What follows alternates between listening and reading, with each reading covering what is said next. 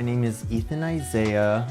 I'm a visual artist here in Austin, and I guess I would describe myself as more of a sketch artist, but I do work in a variety of media. My primaries are going to be graphite and charcoal, but I'm no stranger to acrylic and oils.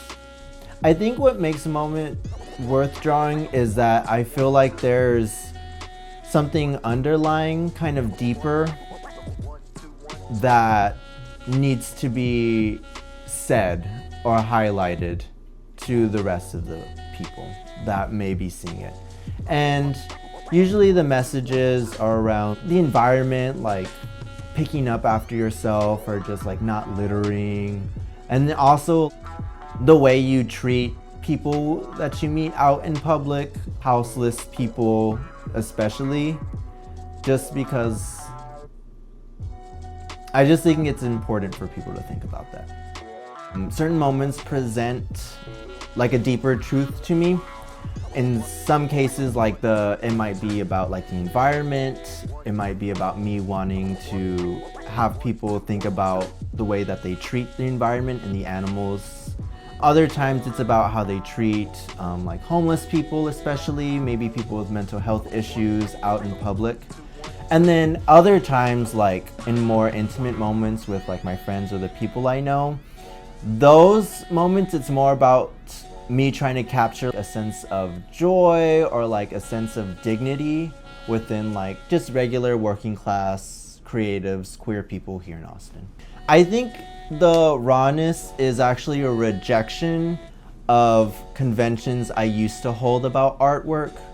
When I was younger, I used to be really into like Renaissance style stuff, perfectly symmetrical compositions, beautifully rendered, perfect skin. As I strive more towards that, I find myself becoming almost a little bit bored with trying to capture perfection. And then I just don't really have, at least in this point in my life, I don't really have the patience. I want to get it down as quickly as possible in a way that's legible. And that's really all I care about. I love like technique. I'm a technique nerd. I'm always looking at videos and tutorials about how other people are using like their mediums and stuff. But at the end of the day, if you're just concerned about the technique and like rendering perfectly, you can kind of miss the mark on like what the deeper message is. When I go out for walks or when I'm hanging out with friends, it's most likely gonna be pen, charcoal, graphite, or maybe watercolor, maybe. And that's because it's easy to transport, it's very practical. And when you're trying to capture like a fleeting scene, a shadow changes from one moment to the next, a gesture changes, and I don't really ask people to sit and pose, especially when I'm out and about, like I'm just trying to catch it. I don't think that the scholarly elite are gonna document the people who live those uncelebrated lives. When I was at UT, I took this historiography class, and historiography is the history of history. That being said though, is that what happens is that a lot of times I feel like when I was reading about like regular working class people, I just feel like they're written about with like discontent or like a lack of like sensitivity or like a lack of dignity. And I just want artwork that isn't that. I want something that's from the uncelebrated, celebrating those moments. I'm still developing my voice, but I didn't really even have a sense of having a voice before I moved to Austin. I'm originally from a very tiny town called Somerset. It's just south of San Antonio. I had always done artwork, like I had always drawn, but you know, before moving to Austin, I just drew.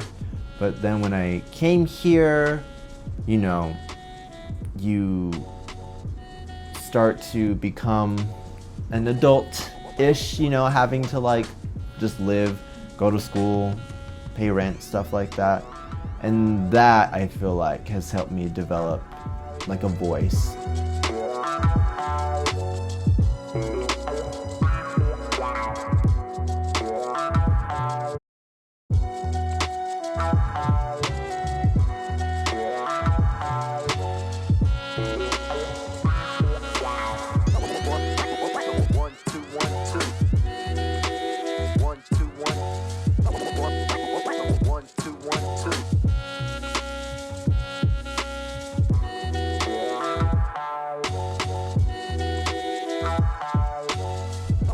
want people to think about how they treat the environment around them and other people that they don't know, who they don't care about.